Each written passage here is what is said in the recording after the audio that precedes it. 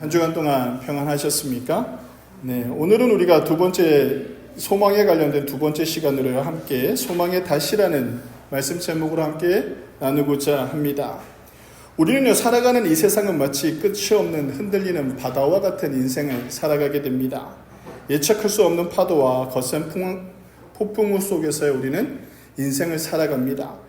하루가 편하면 그 다음 날이 힘들고, 올해가 좀 나아졌다 하면 다음 해가 또 힘들 수도 있고, 과거를 돌아보면 그 힘든 인생을 내가 잘 버텨왔다라는 그런 생각이 들 때도 있습니다. 우리의 삶의 배는요, 때로는 건강의 문제로, 때로는요, 경제적인 어려움으로, 때로는 인간관계의 갈등으로 인해서 심하게 요동칠 때가 있습니다. 인생의 파도라는 큰 바다 안에서 그런 일들을 경험하게 되죠. 우리는 어쩌면 작은 배와도 같습니다. 제가 영상을 하나 봤는데요, 인간이 얼마나 작은 존재인가라고 하는 영상인데 단 5초짜리 영상이었습니다. 한 사람이, 외국의 영상인데요, 한 사람이 자기 집 앞에 이렇게 서 있는데 갑자기 카메라가 쫙 올라가요. 그 사람을 중심으로 쫙 올라가는데 그 사람이 점점 작아지는 거예요. 보이지 않아요. 이제 하늘 어느 정도 올라가요. 마을도 작아지고 동네도 작아지고 계속 올라가는데 어때요? 지구도 작아지고, 지구가 속해 있는 은하도 아주 작아지는 거죠. 그러니까 우리는 그걸 제가 보면서 무슨 생각이냐, 정말 성경에서 말하는 것처럼 우리는 안개와 같은 존재겠구나. 정말 우리는 힘이 없고 그냥 깨알 같은, 모래알 같은 존재일 수 있겠구나 라는 생각을 하게 되었습니다. 그렇게 아무 힘도 없고 작은 존재인 우리가 인생이라는 큰 바다에서 어떻게 살아가고 있느냐라는 것입니다. 우리의 삶은요, 흔들림을 멈추게 하는 것이 무엇일까? 우리가 흔들리고 있다는 것은 무엇을 의미하는 것이냐면 믿음이 흔들린다라는 것입니다. 여기서 믿음이 흔들린다라는 것은요, 어떤 것이냐면 내가 믿음을 잃어버렸다라는 뜻은 아닙니다. 여기서 믿음이 흔들렸다라는 것은 뭐냐면 확신하지 못하는 삶을 살아가는 것이죠. 하나님께서 약속하신 것이 나에게 이루어질 것이다라는 그 확신이 없는 삶, 그 삶이 어떤 것이냐면 소망을 잃어버린 삶이라고 할 수 있습니다. 근데 오늘 성경에, 우리가 읽은 성경에 보니까 소망을 가지고 있는 것은 영혼의 닭 같아서라고 이렇게 표현을 합니다. 다른 말로 표현을 하면, 줄여서 말하면 소망의 닭, 오늘 성경 제목처럼 소망의 닷을 이야기한다라고 말씀을 드릴 수가 있습니다. 닷은요, 어떤 것을 말하는 줄 아시나요? 혹시? 닷, 배에 있는 닷, 돛이 아니라 닷. 그러니까 배를 정착시키기 위해서 큰 바다에 가서 물고기를 잡으려고 하면 배가 움직이지 않아야 되잖아요. 배가 움직이지 않게끔 하기 위해서 뭘 하냐면 닷을 내려요. 근데 우리가 영화나 뭐 이렇게 보면 나오잖아요. 이렇게 세모처럼 이렇게 생겨가지고 큰 뾰족한 게 쭉 내리면 이렇게 큰 쇠가 막 내려가가지고 깊이 내려가가지고 바다 땅 밑에 탁 박혔을 때 배가 움직이지 않도록 해주는 것이 닷이라고 할 수가 있습니다. 그러니까 오늘 성경은 뭐냐면 우리의 인생의 소망의 닷을 깊은 곳에 내리라라고 이렇게 말씀하고 있는 것입니다. 소망의 닷은요, 우리의 삶이 세상의 풍랑에 휩쓸리지 않고 자초되지 않도록 하나님께 단단히 고정시켜 놓아라라고 하는 의미를 가지고 있다라고 말씀을 드릴 수가 있습니다. 그럼 우리 그리스도인들이 이 소망의 닷을 어떻게 내리며 이 소망의 닷이 의미하는 것이 무엇인가 함께 말씀을 통해서 알아가는 그런 귀한 시간이 되기를 바랍니다. 소망의 닷은요, 우리 인생을 흔들리지 않게 한다라고 이렇게 표현을 하고 있습니다. 근데 우리가 왜 흔들리냐는 것입니다. 우리가 흔들릴 수밖에 없는 것은요, 우리는 유연하고 연약한 존재이기 때문입니다. 우리가 완벽한 존재면요, 흔들리지가 않겠죠. 우리의 힘과 능력에는 한계가 있습니다. 아무리 노력해도 해결할 수 없는 문제들이 항상 우리에게 다가옵니다. 그리고 무력함을 느끼기도 하죠. 정말 내가 감당할 수 없는 것들, 이걸 내가 할 수 없는 것들이 우리 앞에 올 때가 있다니까요. 여러분들은 그런 거 경험해 보셨나요? 자식의 문제도 마찬가지잖아요. 자식이 내 뜻대로 내 마음대로 되지 않잖아요. 세상이 내 마음대로 되나요? 그렇지 않아요. 내가 돈을 벌고 싶어서 투자를 하고 돈을 많이 번다고 해서 그 돈이 벌려지나요? 그렇지 않아요.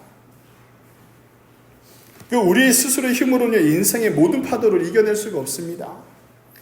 그러니까 우리가 노젓고 열심히 가는데 그 파도를 이겨낼 수 없는 이유는 뭐냐? 우리가 유연하고 연약한 존재이기 때문입니다. 이것을 먼저 인정할 수 있어야 돼요. 근데 사람들이 이걸 잘 인정하지 않아요. 내가 할 수 있다. 우리가 세상에 요즘 TV 보거나 여러분도 유튜브 많이 보잖아요. SNS를 많이 보게 되면 다 이런 말이 있어요. 긍정의 힘을 이야기하면서 할 수 있다, 할 수 있다, 할 수 있다. 라고 해서 어떻게 하면 자기 자신에 대한 힘을 주는 경우들이 많죠. 그것도 되게 좋은 거예요. 우리 그리스도인들은 좀 반대가 되어야 돼요. 먼저 무엇이 하나님 앞에서 내가 할 수 없습니다라는 고백이 있어야 돼요. 내가 할 수 있습니다. 내가 할 수 있다라고 생각을 하게 되면 뭐냐면 하나님을 자꾸 잊어버리게 되죠. 그래서 세상적인 방법과 내가 알고 있는 모든 방법을 총동원해서 열심히 산다니까요. 열심히 살아요. 근데 하나님께서는 그것을 요구하는 것이 아니라 무엇을 우리에게 먼저 요구하고 있느냐면 나의 연약함을, 유연함을, 약함을 하나님 앞에 먼저 고백할 수 있어야 됩니다. 우리가 또 약한 이유는 무엇이냐면 세상의 가치관 속에서 살아가기 때문입니다. 하나님의 방법이 아니라 세상의 방법대로 살아가고 있다는 것이죠. 세상적인 방법론을 우리는 너무나도 쉽게 우리 안에 두르고 있습니다. 세상을 살아가는데 목사님 어떻게 세상적인 방법을 안 취합니까? 라고 이야기할 수 있어요. 맞아요. 사회생활을 하는 것은 세상 속에서 살아가요. 근데 그 세상 속에서 우리가 살아가면서 가치관이 흔들리지 말아야 되는 거죠. 그 가치관이라는 게 무엇입니까? 내가 세상 속에 살아가지만 하나님께서 나와 함께 하시고 하나님께서 나의 이 삶을 이끌어 주시고 열어주실 것이다라는 그 확신에 찬 삶을 살아갈 때에 세상의 방법대로 살지 않게 되는 것이죠. 그것이 무엇이냐면 타협하지 않는다라는 겁니다. 쉽게 넘어가지 않는다라는 것이죠. 우리는 세상의 방법론을 너무나도 유지하려고 합니다. 그것이 돈을 잘 벌게 하고 그것이 나에게 유익을 준 것들이 있었으니까. 제가 얼마 전에 우리 성도님 그 사과밭 하시는 데 가서 앉아서 좀 대화 좀 하다가 왔는데 정말 큰 신앙의 고백을 하시더라고요. 제가 보니까 사과밭을 너무 많이 하셨는데 힘드시지 않아요? 많이 힘들고 막 했는데 농사가 잘 돼야 된다는데 그분이 딱 저한테 얘기하시는 거야. 하나님께서 하셔야죠, 이제. 그죠? 비도 주고 뭐도 주고 하나님께서 하셔야죠. 이게 우리의 신앙의 고백인 거야. 아무것도 아닌 것 같잖아요. 내가 열심히 해야 된다니까요. 열심히 노력하고 애써야 돼요. 그런 가운데 우리는 뭘 할 수 있어야 되냐면 내 믿음이 하나님께서 이제 인도하시겠지. 하나님께서 말씀하시는 것이 있겠지라는 그 생각을 하는 그 마음을 먹는 거. 그것이 우리가 세상의 가치관을 따르지 않는 삶의 출발점이라고 할 수 있습니다. 그래서 여기서 등장하는 닷은 헬라어로 어떻게 해석할 수 있냐면 말 그대로 움직이지 않게 한다라는 의미도 가지고 있지만 여기서는 법적 용어로 쓰여진 겁니다. 어떻게 쓰여진 거냐면 절대적인 보장을 뜻하는 겁니다. 어떻게든 보장해 준다라는 겁니다.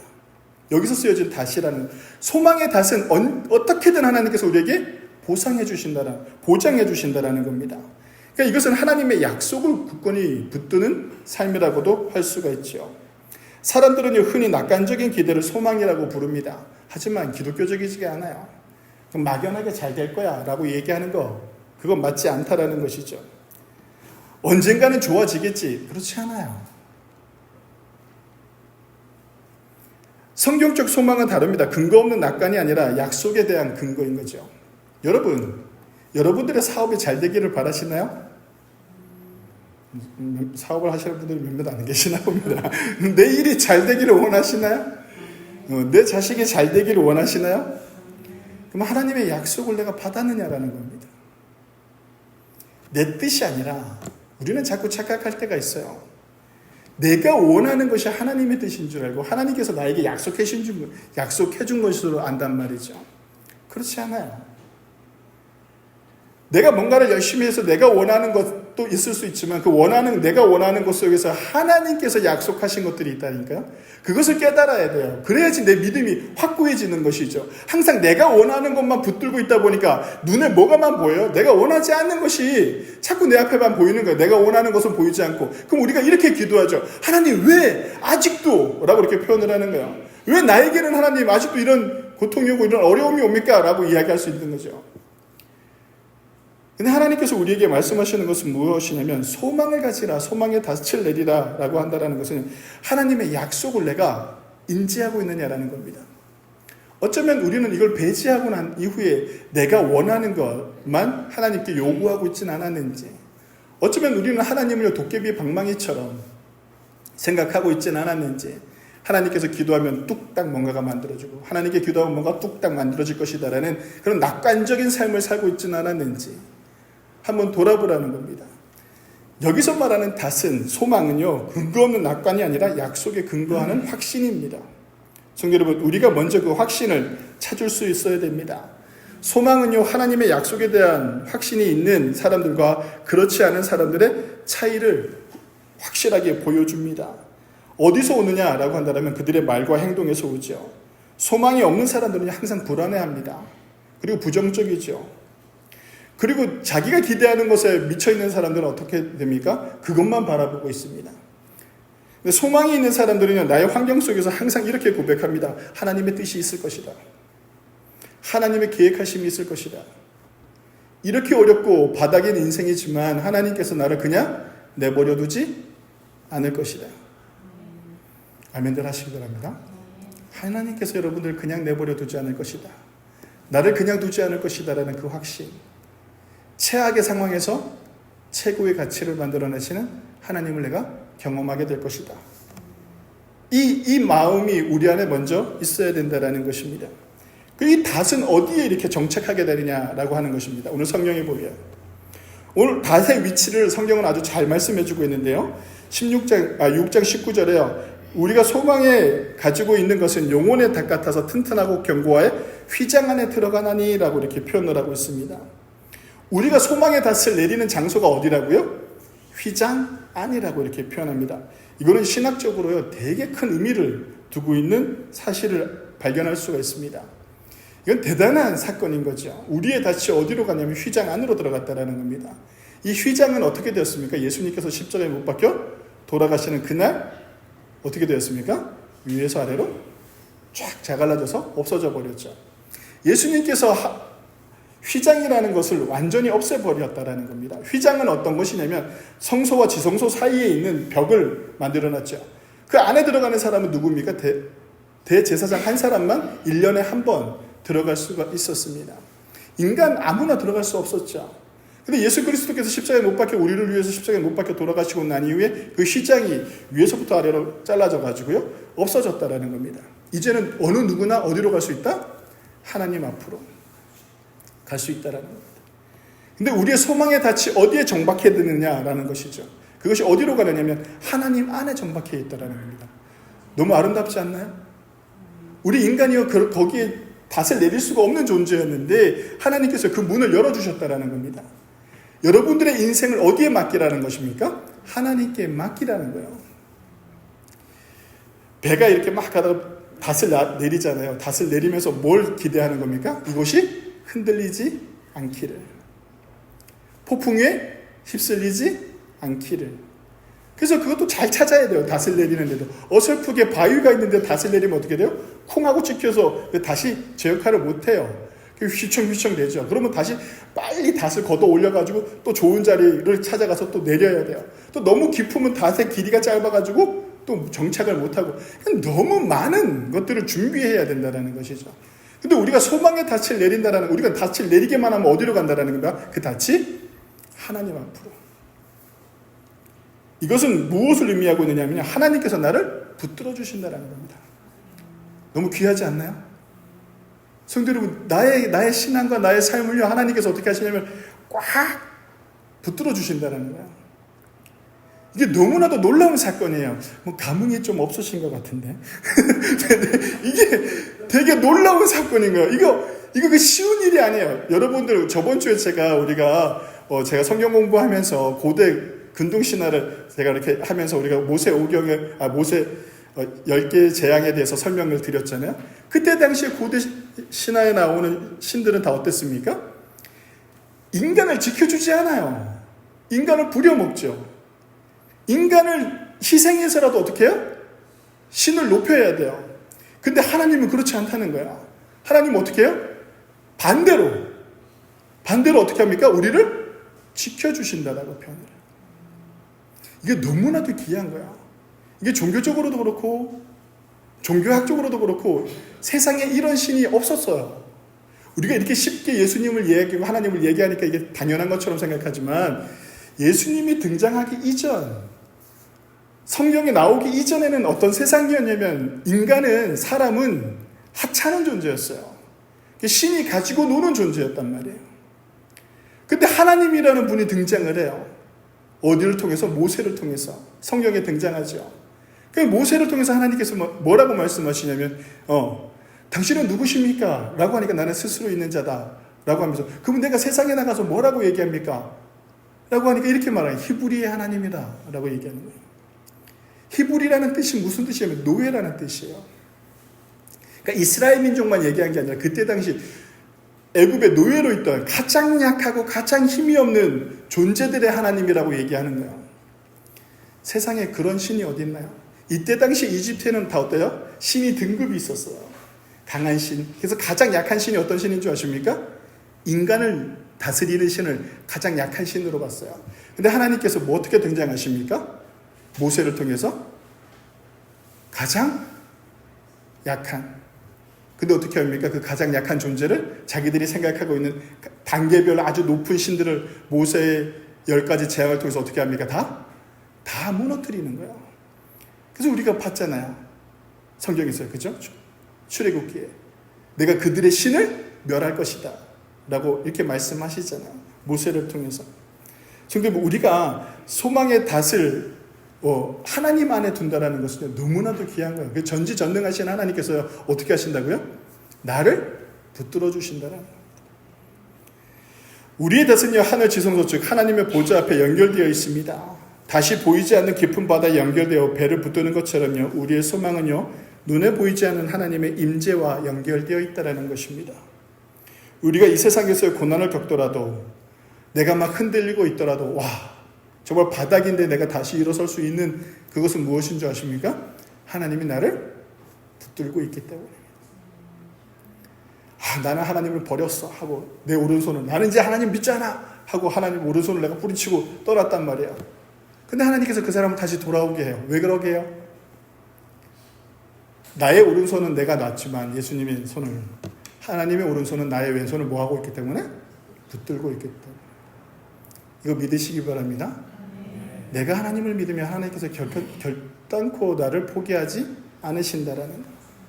그것이 우리 안에 믿음이 있어야 됩니다. 그리고 내가 그 하나님 안으로 나의 소망의 닻을 내리고 있다라는 그 확신이 있어야 되는 것이죠. 그렇다면 우리가 소망의 닷을 붙드는 실천적인 삶은 어떤 삶을 살아야 되느냐라고 한다면요, 믿음의 행동으로 나타나야 됩니다. 소망을 붙드는 것은요, 단지 마음속 확신에 그치지 않습니다. 삶의 행동으로 나타나야 되죠. 히브리서 10장 23절에 이렇게 말씀하고 있습니다. 제가 읽어드리겠습니다. 히브리서 10장 23절입니다. 또 약속하신 이는 미쁘시니 우리가 믿는 도리의 소망을 움직이지 말고 굳게 잡을 것이며 라고 이렇게 말씀하고 있습니다. 여기서 굳게 잡아야 될 것이 무엇인가라는 겁니다. 우리 매 듣는 말이죠. 우리가 제일 먼저 잡아야 될 게 무엇일까요? 굳게 잡아야 될 것이 말씀이에요. 실천적인 삶을 살아가는 우리 성도들이 해야 될 첫 번째가 무엇이냐면 말씀을 붙드는 삶입니다. 하나님의 약속을 날마다 기억하고 묵상해야 됩니다. 말씀은요, 닷줄과 같습니다. 줄. 아까 제가 얘기했죠. 쇠고랑 같은 줄. 그 다시 연결되어 있는 그 줄이 끊어지면 어떻게 됩니까? 닷의 역할을 할 수가 없잖아요. 말씀은요, 닷줄 같은 역할을 합니다. 말씀을 놓치면요, 닷줄이 끊어지는 배가 되어버리는 것이죠. 우리의 마음에 세상이 휩쓸리더라도 우리가 놓지 말아야 될 첫 번째가 무엇입니까? 라고 묻는다면 성경이에요. 이 말씀을요, 꼭 묵상하시는 저와 여러분들이 되시기를 바랍니다.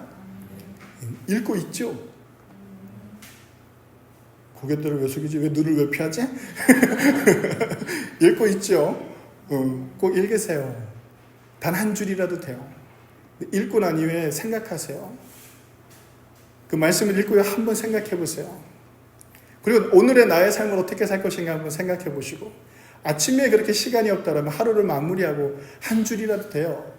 목사님 어디서부터 읽을까요? 그러지 마세요. 오늘 그냥 성경을 펼쳤는데 그 펼치는 구절 한 구절이 내 눈에 들어왔다면 그것만 보세요. 뭐 창세기서부터 순서대로 읽어야지 잘 읽혀지고 뭐 통독을 해야지 잘, 그것도 되게 중요한데 살아가면서 그게 쉽나요? 그렇지 않잖아요. 그렇죠? 여러분들의 삶 속에서 내가 하나님의 말씀을 단 한 번이라도 생각하고 살아가는 것, 그때 우리가 어떻게 하게 되면 하나님의 약속하신 뜻을 깨닫게 되는 거야. 아, 나의 이런 삶 속에서 하나님께서 말씀을 통해서 나에게 이런 약속을 주시는구나 라는 것을 알 수가 있죠. 그리고 우리가 붙들어야 되는 두 번째가 뭐냐면 기도와 예배의 삶입니다. 소망을 붙드는 힘은요, 기도와 예배로부터 공급되어집니다. 어려움 속에서도 하나님을 예배할 때, 어려움 속에서도 내가 무릎 꿇고 하나님 앞에 기도할 때, 그때요 우리는 그 소망을 품고 소망을 나누고 또 소망 안에 살아가는 믿음의 실천적인 삶을 살아내는 것입니다. 그리고 우리가 마지막으로 소망을 나누는 공동체로 살아야 됩니다. 히브리서 10장 24절에서 25절에 뭐라고 말씀하면 서로 돌아보아 사랑과 선행을 격려하며 모이기를 패하지 말라라고 이렇게 말씀하고 있죠. 소망을 붙드는 삶은요, 예수를 붙드는 삶입니다. 결국 소망의 실체는요, 예수 그리스도입니다. 내가 예수님을 믿는 그 순간이 어떻게 되는 겁니까? 나의 삶의 소망인 것이죠. 뭐 그게 뭐가 소망입니까? 라고 얘기할 수 있는데, 내가 예수님을 닮아가는 거, 내가 예수님을 인정하는 거, 예수님을 내 삶 안에 받아들이는 거, 내 마음 안에 인크라이스트 하신 예수님을 내 안에 가득 채우는 거, 그것이 곧 무엇이냐면 소망을 품고 살아가는 그 자체라고 할 수가 있습니다. 히브리서 6장 20절은 이렇게 말씀하고 있죠. 그리로 앞서가신 예수께서 멜기세덱의 반차를 따라 영원히 대사장이 되어 우리를 위하여 들어가셨느니라 라고 이렇게 말씀하고 있습니다. 우리를 위하여 예수님께서 부활승천하시고 우리를 위하여 모든 것을 하셨다라는 겁니다. 예수님께서 이 땅에 오신 이유는 딱 하나입니다. 무엇 때문에 오셨다고요? 우리를 위하여. 요거 조금 다시 바꿔서 얘기하면 나를 위하여. 예수님이 이 땅에 오신 이유가 옆 사람에게 한번 얘기하면 당신 때문이랍니다. 이렇게 얘기해보세요. 쑥스럽어요? 쑥스러우세요? 아, 누군가가 나를 위해서 뭔가를 한다는 건 너무 값진 거 아닌가요? 살아가면서, 그렇죠? 너무 값진 일이잖아요. 근데 예수님께서 우리를 위하여 오셨다라는 겁니다. 근데 값 없이, 대가 없이 우리를 위하여 오셨다라는 것이죠. 근데 우리를 위하여 오셨는데 왜 오셨느냐라고 한다면 우리가 너무나도 잘 알고 있는 것처럼 구원에 이르게 하기 위해서, 죄에서 자유케 하기 위해서, 이제 그런 것은 영적인 것들인 거잖아요. 그렇죠? 우리가 영적인 것들이요. 그럼 삼적인 것들은 예수님께서 왜 이 땅에 오셔서 우리를 위하여 오셨는가라고 한다면 우리가 복음서를 쭉 읽어보면 어떻습니까? 복음서 안에 예수님의 행적은 예수님이 어떤 행적을 가지고 있나요? 가난하고 병들고 죽음 앞에 절망 가운데 있는 사람들을 만나잖아요. 아멘들 안 하시는 거 보니까 내가 살만한가 봅니다. 자, 예수님께서 오시는 것이 가난하고 병들고 죽음 앞에 절망 가운데 있는 사람들에게 찾아오셨다라는 거예요. 그리고 그들의 문제들을 해결해 주셨다라는 거죠. 배고픈 사람들에게 뭐를? 오병이어의 기적. 소망이 있고 희망이 없는 사람들에게 예수님께서 어떻게 해요? 그들에게 소망이 되고 희망이 되는 삶을 보여주셨다라는 것이죠. 성도 여러분, 예수님께서 우리가 예수님을 믿고 예수님을 따라간다는 것은 곧 무엇이면 나처럼 존재의 가치가 약하고 유연하고 연약한 내가 내 삶에 보잘것이 없고 병들고 어쩌면 돈도 없고 모든 것이 가난하고 힘든데 예수님이 나를 찾아오신다라는 겁니다. 그런 나를 예수님께서 찾아오셨다라는 겁니다. 아멘들 안 하시. 언제요? 꼭 이러는 것 같은 눈빛으로 저를 보시는데 예수님께서 찾아오셨다라는 거예요. 계속 안 하시네요. 예수님께서 우리 안에 어떻게 하셨다고요? 찾아오셨어요. 믿으시기 바랍니다. 네. 왜 찾아오셨을까요? 요한복음 20장에서부터 20장 24절에서부터 29절에 집에 가서 한번 꼭 읽어보시기 바랍니다. 요한복음 20장 24절에서부터 29절인데요. 거기에 등장하는 내용이 제가 설명해 드릴게요. 저를 보세요. 읽는 건 집에 가서 읽으라고요. 자, 저를 보세요. 거기에는 무슨 얘기가 나오냐면 야이로의 딸이 죽어요.